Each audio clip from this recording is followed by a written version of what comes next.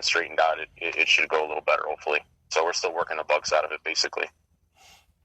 Now, how about the Mustang? What kind of engine's under the hood of that one? Well, he had a 600 cubic inch for it, but sold it. It has the 460-something inch backup motor in it. Big block Corvajet headed Ford in it. It's just a C4 automatic. The car runs 990s and all day long. On a hot day, cold day, whatever it is. Yeah, I'm sure you saw Bob Marler's post saying you're bringing the Mustang out. He's like, this is the real deal, folks. It is. It was built. Oh, if we can get a deal on a Lenco, every time we find one, it's sold. By 4 hours later, it's sold. So we've been hunting one. We'll eventually put one back in it when we have time. Yeah, you get some of these Pro Stock guys. Oh, that's not a real nostalgia Pro Stock because it's automatic. It's not. I know. Right. And that's why I'm putting the top. I have a top loader. I'm putting in a Mercury Comet with the straight speed. Yeah, the Vertigate shifter. Vertigate shifter, like they had back in the days. Fairly authentic. Yeah. So, what age did you start your drag racing career, Mike? 16. Actually, I bought a beat up Ford Fairmont when I was 15. We ended up doing a ton of work to it till I was 16, and it was an everyday driver, and then it went from that to a race car. Then I picked up a driver, and then we figured it was just too far rusted, and then we ended up getting rid of it. And I think I bought another Fairmont when I was 17, like a year later, and we retired the other Fairmont and bought a rust-free one from Arizona, drove it home, and just gutted it down to a tin can. And the car was a great car. We had it 20 years before I wrecked it in Joliet in 2017. The car brought me 2 Super Bowls, 2 or 3 national NMRA championships, a lot of local events. The car was awesome. It was a great car. It's just as drag racing stuff happens. So that's basically what happened. We ended up, they said we lost a tire. I don't remember the whole thing. I remember just the car getting pretty loose, and we tagged both sides of the wall. And at that point, we just decided that the car wasn't worth fixing. So we ended up putting all the guts from everything from that Fairmont into that 95 Mustang I have. And we did make it to one of the bracket races at the Grove last season, and we did run the whole event and win it. And we beat it from a buyback and beat the dragster at the end. So the Spirit and the Fairmont's still in the Mustang, and it runs very well. So, wow. So now, after all these years of drag racing, what keeps you guys both still passionate about drag racing? We love it. We love cars. It's just something we really love. It's something we've always had a passion for, and I don't know, we love cars. We were pretty sick. We would usually have at one time we had 21 cars, but now we've got it down to, a secret. Yeah, we've got it down to about 7 or 8. We need to be more realistic with the cars. That's the reason why I'm not married, is because my wife would be screaming with all the cars that I have. The house we have now, we have a 7-car garage right now, and I want to get all the babies in one basket. It's already full. I mean, we've got another one that's going to be sitting in a trailer and one in storage. We always spill over from what we have. We always fill up more than what we have, basically. But that's something we love. We have a bunch of drivers and drag cars, so we've got a mix of everything. We've always, ever since he's had his Mustang, his boss Mustang, since the early 70s, he's always had cars. He's always had Mustangs, and I've always had Mustangs. Ever since I had that Fairmont when I was 18, 17, I ended up buying a Mustang as well, and I drove that to high school. So we've always had cars. We always love them, and it's just a part of us, and it's a part of what we do, basically. We love drag racing.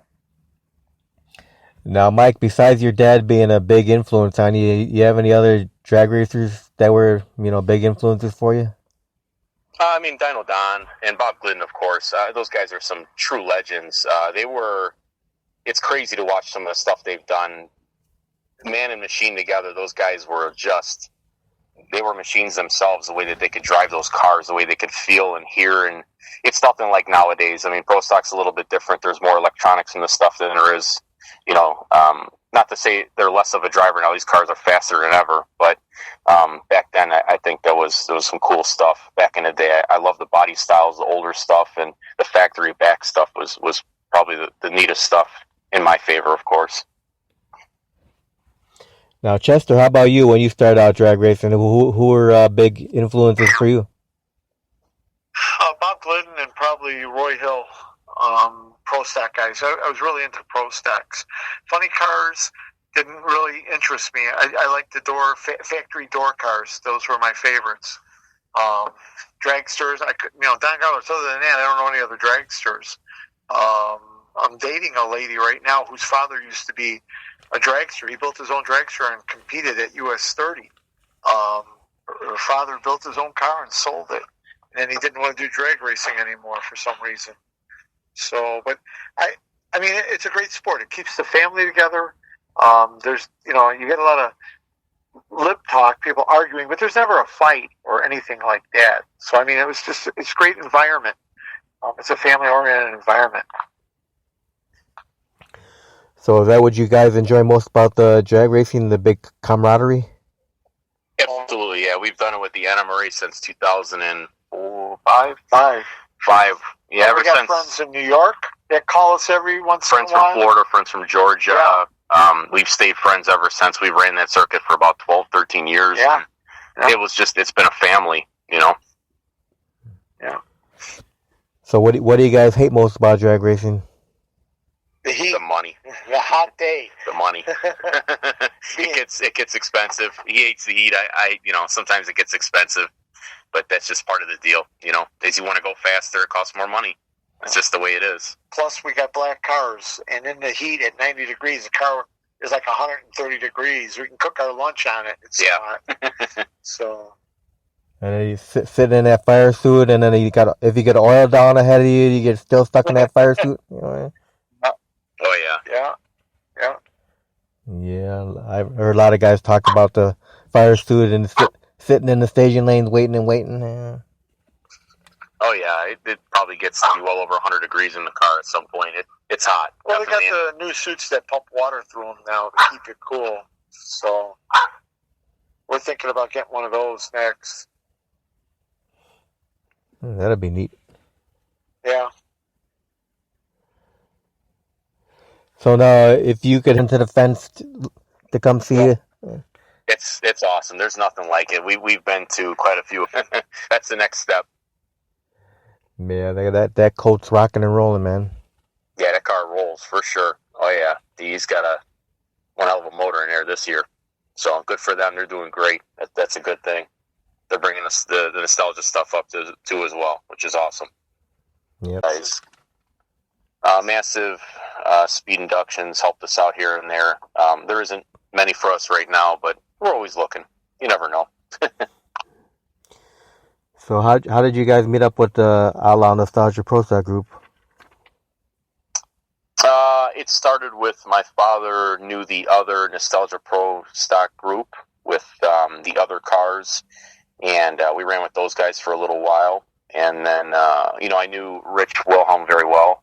We talked all the time at the Ohio shows, and my father talked with them as well, and kind of asked us to join his group. And, Bob Merely was with Open Arms, and we came on over, and it's one hell of a group. And, we've always been into nostalgia stuff, and, we put a lot of our efforts towards the modern cars just because we ran the Anna Marie for so long, and that's been more the modern stuff for us. But, as my father's getting closer to retirement, I know he wants to run some of his own stuff, which is the nostalgia stuff, and that's why we're doing a mix of both now, basically, the nostalgia and the modern stuff as well. So. Now, would you? Cool, that's for sure. It's different than a modern car, that's for sure. Back then. And then I had a good-looking car. It was lime green Boss 302, and everybody loved it. Everybody come over to look at it, see if it was all authentic and real. Numbers matching. So it was great times. The old days were always great times, but they're around today again, and that's what the best part is. So these group of guys have that old nostalgia looking and running cars, and I think that's awesome. It's still alive like that. Yep. The long smoky burnouts and the dry hopping.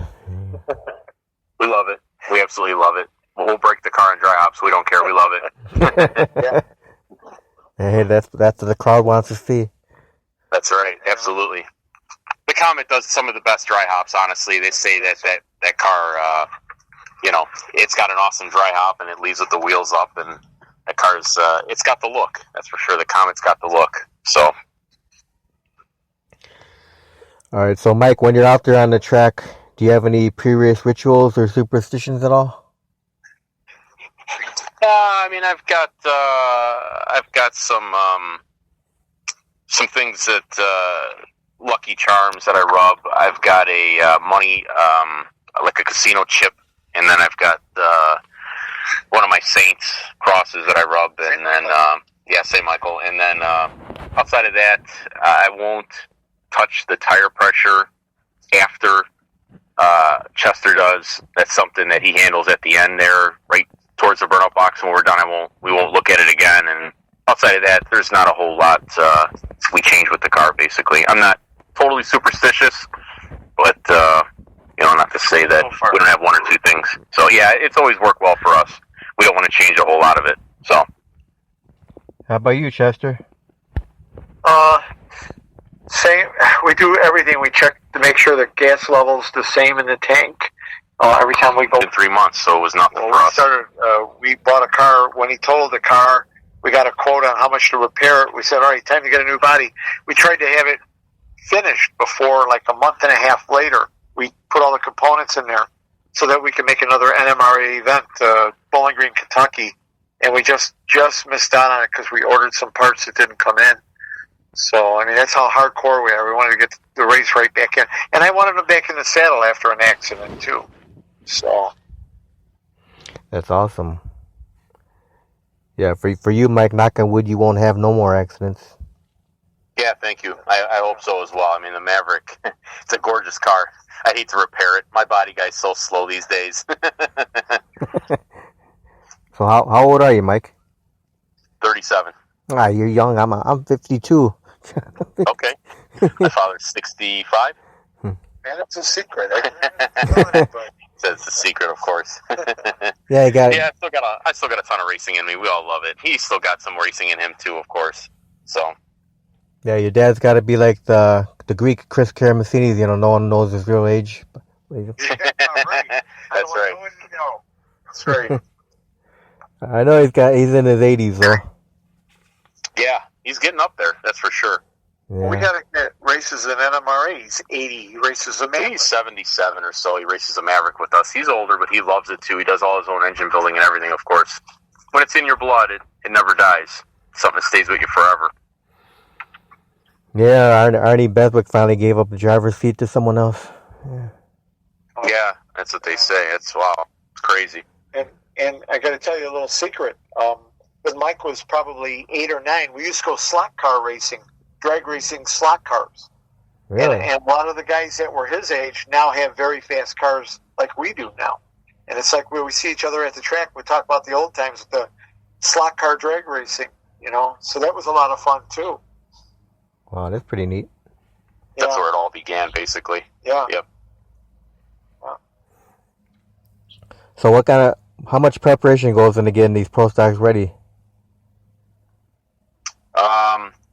For the weekend, I'll start on like a Saturday or Sunday. I'll just pull the valve covers off, do a cold lash on it, check the oil, check a few things. I mean, as fast as these cars are nowadays, you got to be up and down and around them all the way through and through. I mean, you got to be checking stuff all the time, basically. It takes me about, a few days to get ready before, but I'll have the car probably ready by Wednesday to go in the trailer, and then by Thursday we're, just getting fuel ready and little stuff, basically. So by Friday we're ready to go. It's a week process for me to get the car just in shape, just to know that it's ready to go, and it gives me a lead time that if I find something broken, I maybe have enough time to fix it or replace it or repair it. So about a week in is about basically what we've got to do, just tune up stuff, plugs and whatever we're checking, basically. All right. So what are some of your favorite tracks to run on?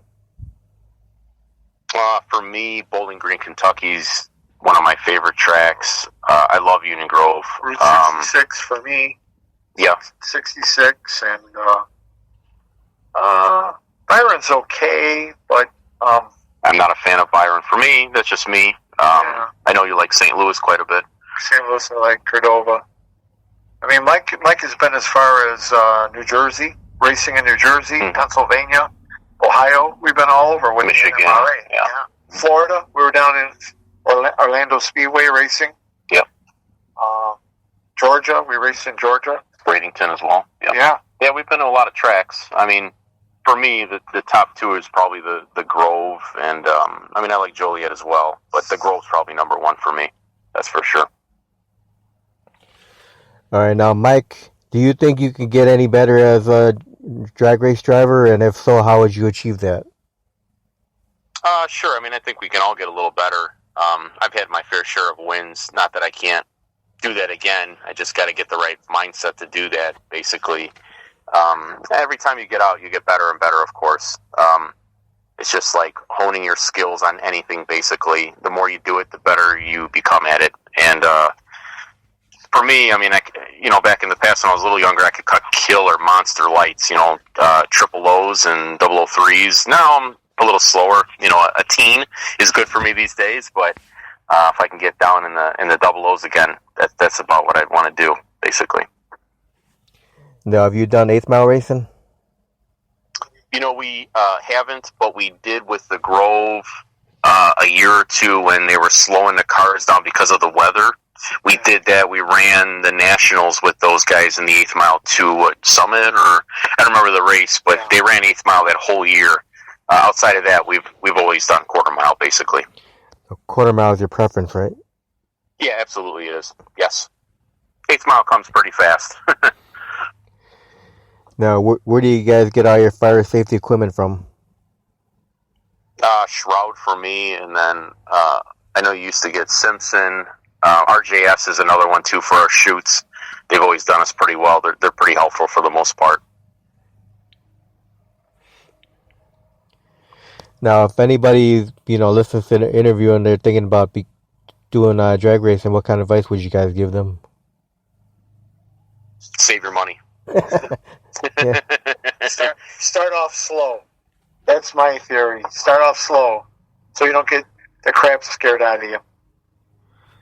Now, would you recommend them to start bracket racing first? Yeah, absolutely. I think that's the best racing you can do, honestly. Bang for your buck by far. Bracket racing, I love it. It's something that I like doing too, just basically because I'm good at it. I know a lot of guys don't prefer bracket racing, but for me, I like it. Just because my car can run the number. That Mustang, like I said, it's very, very consistent. So that's something I definitely like is bracket racing. So on the Maverick, what kind of tires you run on that car?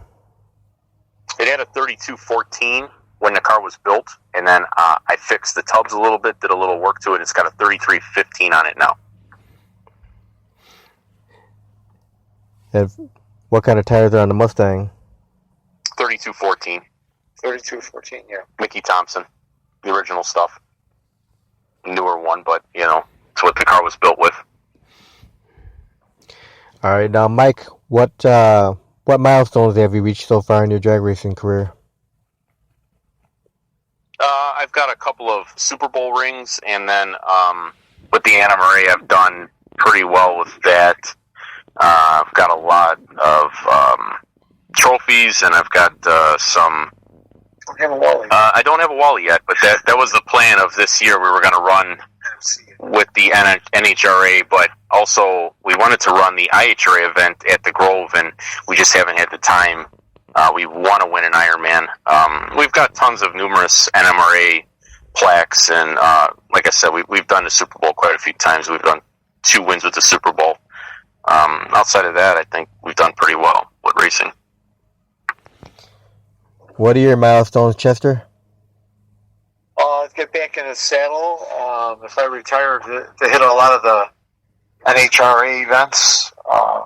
Just go all over California if I have to. I'd like to do that. I like to win a Wally too, or NMCA. I like to win something that they give. Just to say I won it instead of being with Mike, and Mike wins them, and it's my turn to show him who's the top dog here. So. Because believe it or not, we're in competition with ourselves too. So what do you got on your bucket list, Mike, for as far as drag racing goes? Not a whole lot of bucket list. I would say maybe just at least see the Maverick go in the sevens. That'd be probably kind of one of the big things for me. Outside of that, I'd like to run a few more tracks that I haven't been to. I'd like to run, I want to run the Texas Mile, and I really want to run at Pomona. Some of the things I just wanted to go to more tracks. That would be my next big thing that I want to do. How about Bakersfield? Absolutely. That'd be very cool to do. Yeah, it's a legendary track. Most definitely it is. Well, we've been to Bonneville Salt Flats to watch, and that was really awesome too. Watching street cars doing 200 miles an hour. We did, yeah. Speed Week is what we went for. The door car stuff, basically. Yeah. But you guys do run at the Grove, and that's another legendary track right there. It is. Yeah, it is. It absolutely is. For as old as it is, it's an awesome track. I mean, we love it. We've raced there tons and tons of times, and like I say, we didn't do it this year, but we'll probably run with their bracket program as well as the Nostalgia Pro Stock deal. So we'll be running two cars, either the Mustang and the Maverick or the other Mustang for the brackets, basically. Now, do you guys have any Broadway Bob stories? No, we always just see him around. He's a good guy. I watched him curse out somebody for being on a dirt bike. I was standing right there. He thought it was me riding it at first. And I said, I don't even own a dirt bike. And then he turned around and started screaming at these guys. And I thought it was funny. That was just hilarious. He was yelling at me first, and then he turned over to them. He never apologized, though. He just walked away mad. I thought it was funny. So. Now, that was a promoter right there. Oh, yeah, he was. Absolutely. Yeah, he really knew his stuff. There's no doubt about that. Yeah, he'd bring some good cars in there and pack the stands. Yeah. Yeah, he would. Yeah. Most definitely he would. He loved the jet cars, though, from what we remember, of course. Oh, yes. Loved them. Sitting on the nose of the jet car with the beer in the hand. Yeah. Of course. It's legendary right there. Oh, yeah, the Green Mamba jet car. That's right. Yeah. Would you ever get behind the wheel of a jet car, Mike? From what I understand, they're very slow out of the hole, but they don't really pick up till after 500-800 feet, and I guess then they pull really, really hard. So I wouldn't be scared to do one. If I had the opportunity, I probably would a couple of times. Sure, why not? All right, now outside of drag racing, you guys have hobbies? Rehabbing this house is one of the hobbies right now. I collect toys, car toys, all the cars that I've owned. That's I had a Boss Joe 2 Mustang too. I collect all those cars. Turtle and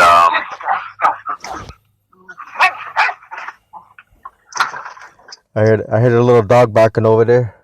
Yeah, my two collies are acting up. They're playing on the deck.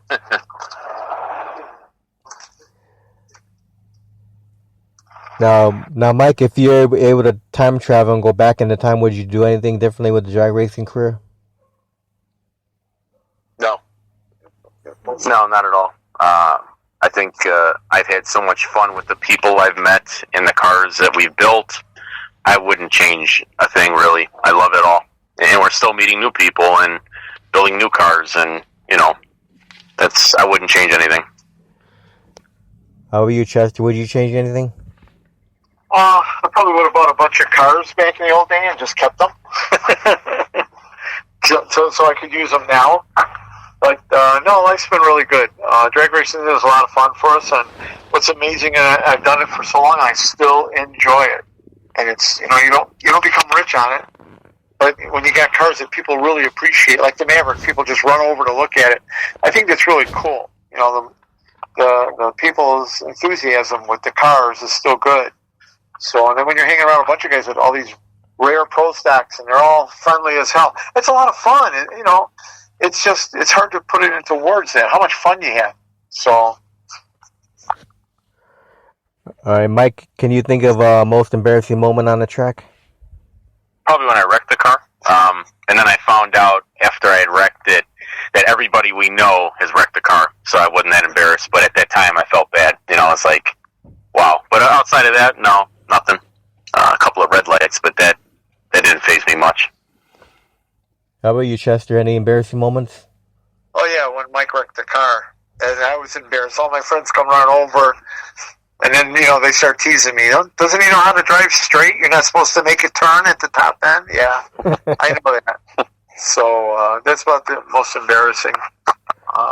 That's really it, yeah. How about you as a driver, Chester? No embarrassing moments? Red lighting and going to a buyback and red light again, that's embarrassing to me. So... All right, now, what's been the fondest memory of your drag racing career, both of you guys? For me, probably Bradenton, when we slept in a tent, and we didn't have an RV at the time. We towed the car on an open trailer with the pickup truck. Actually, I slept in the tent. He slept in the bed of the truck because we had a cap for it. That's probably the most memorable for me. Yeah, that was the grassroots racing for us, basically, for me at least. Chester, what's your fondest memory of your drag racing? Watching my son win the Super Bowl. That was one, and then the first championship he won was in Georgia. He just ran 10:24 5 times in a row. And then when he won the whole thing, it was dark. We had 2 days of rain, and then Sunday we had to put the whole program in. And that I remember. I remember jumping way up in the air at the starting line. Everybody stamping my picture. That was our first win. It was a lot of fun. So you guys have the greatest moment of the Outlaw Pro Stock so far? My burnout. I guess everybody loved it. So I've heard. Yeah, I thought he went a little bit too far with it, but. Hey, the people want to see quarter-mile burnouts, man. I probably would have done it, but I didn't want to hurt the car anymore. Right. You'll get I couldn't even find him. It was so smoky up there. I didn't know where the heck he went. I know he had to be in a straight line. That's all I knew. Yeah, that gets the crowd up there standing up and standing ovation. Oh, yeah. Yeah. Now, do you guys have anywhere people can follow you at, as far as racing? My Facebook. I try to post. My wife's been posting more and more stuff these days. I know she probably wants to start a page or something for the car. Excuse me, the cars, I should say. So eventually when we get that going, either follow her on the page or find me, and I'll direct anybody wants to find the page. We'll get it going. We're always looking for a sponsor. If anybody out there, you never know. Yep, you never know. So you guys have any final words or, thank yous to anybody out there before we close? I just want to thank my father for pushing me in the direction that we went with this stuff, and I love it. I wanted to thank you to give us the time to do this. We appreciate that. All the pro stock guys we run with now, we want to thank them. They're a great group of guys. Chester, anything?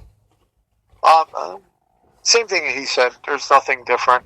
Thank you for the interview and giving us the time. And the pro stock guys they're just phenomenal. They're always concerned about Mike's car and me and everything, and I think that's really cool. I suggest anybody out there who's got a car that's an old pro stock, get in this club. It's a lot of fun. It's great. And my wife, I don't want to forget her. Oh, yeah. So let me put that in there real quick. Yeah. Yeah. And if you got a pro stock and you need glass for that car, go to Pro Glass. That's right. That's absolutely. Right. Yeah. He does quality stuff. Very nice work. Yeah. Yeah, that's a great guy right there, Bob. And the other group that you guys run with over, Dan Manis, he's got a good group of cars too. Yeah, absolutely. We know National Dragster. We actually don't know his real name, but we've known him from back when we known the Mustang. Lively Ford. That's when he was with those guys. So that's how we know him, and that's a great group of guys there too. So we know him well. Yeah, especially Kelly Dillon at Pink Pinto. Yes, Oh, yeah. Cool car. Very neat piece. Yeah. Unfortunately, she'll be giving up the driver's seat to someone else for next year. So. That's what they said. She's going to be racing a dragster or something like yeah, that. a fuel dragster. Very cool. Very cool. I'm sure. Wow. I'm sure she'll do good in that. Oh yeah, absolutely. Yeah. Well, you guys, I want to thank you both for being on air with me tonight. Of course, thank you. Thank you for having appreciate us. it. No problem. Hopefully, I'll see you guys on the 15th. If everything works out well, I should be up there. Definitely. If not, we'll be there the 5th, I think, too. So that's another date we'll make. Labor Day weekend, 2 days. Yes. Yeah, we'll be there one of those days. I don't remember which one, but we'll be there. Then there's one more Nitro Streetcar Brawl in September. I think it's 16th or something like that. Perfect. Okay. Very good. Well, thanks again, guys, and I hope you guys have a wonderful evening. You too. Thank you. Thank you. Stay safe. Yeah, have a good one. Thank you so much. You're welcome. We'll do another one in the future. Yes, sir. Thank you. Okay. Bye-bye. All right. Bye, guys.